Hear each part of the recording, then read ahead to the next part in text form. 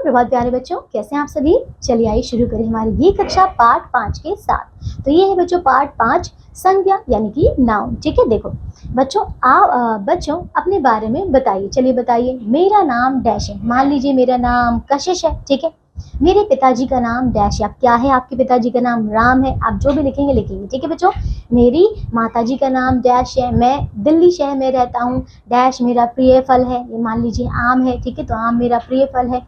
Dash मेरा प्रिय खेल है। मान लीजिए जैसे क्रिकेट मेरा प्रिय खेल है। ठीक है, तो इस प्रकार से। ओके बच्चों, आपने जो नाम लिखे हैं व्याकरण में वे संज्ञा कहलाते हैं। ठीक है बच्चों, हर किसी का कोई ना कोई नाम था, तो ये क्या है हमारे संज्ञा।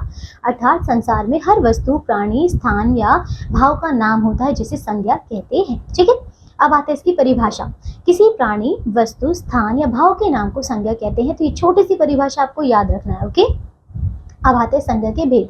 बच्चों संज्ञा के 3 भेद होते हैं। ठीक है, पहला है इसमें व्यक्तिवाचक संज्ञा, दूसरा है जातिवाचक संज्ञा और तीसरा बच्चों भाववाचक संज्ञा। ठीक है, अच्छा देखिए, पहला यहाँ पे व्यक्तिवाचक संज्ञा क्या होती है। देखो यहाँ पे गौरव, कुतुब मीनार, वाणी। ठीक है बच्चों, ये सभी क्या है नाम है। तो ये सभी नाम किसी विशेष प्राणी, स्थान के नाम है ना बच्चों, इसलिए ये व्यक्तिवाचक संज्ञा है। तो समझ गए बच्चों क्या होता है, किसी विशेष व्यक्ति या स्थान का नाम वो होता है हमारा व्यक्तिवाचक संज्ञा।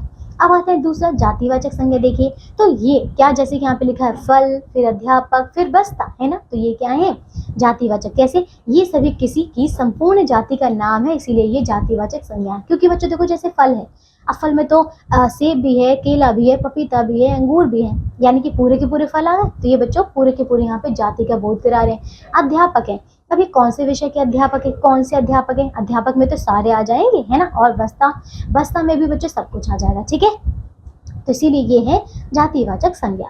तीसरा यहाँ पे भाववाचक संज्ञा। देखिए यहाँ पे, तो ये बच्चों जैसे कि दया, बुढ़ापा, हंसी, है ना बच्चों, ये सभी नाम किसी के गुण, दशा, स्थिति या भाव आदि के नाम है, इसलिए ये भाववाचक संज्ञा है। ओके बच्चों, तो ये था हमारा छोटा सा पाठ, हमने संज्ञा के बारे में जान लिया। चलिए बच्चों आइए अब आओ दोहराएं, इस पाठ में हमने क्या सीखा। किसी प्राणी, वस्तु, स्थान या भाव के नाम को संज्ञा कहते हैं। दूसरा, संज्ञा के 3 भेद होते हैं बच्चों, व्यक्तिवाचक संज्ञा, जातिवाचक संज्ञा तथा भाववाचक संज्ञा। ओके, तो बस आज के लिए इतना ही। अब आगे कुछ अभ्यास के प्रश्न उत्तर है बच्चों ने पूरा कीजिएगा। तो अब हम मिलेंगे अगली कक्षा में फिर से एक नए पाठ के साथ। ठीक है बच्चों, पढ़ते रहिए। बाय।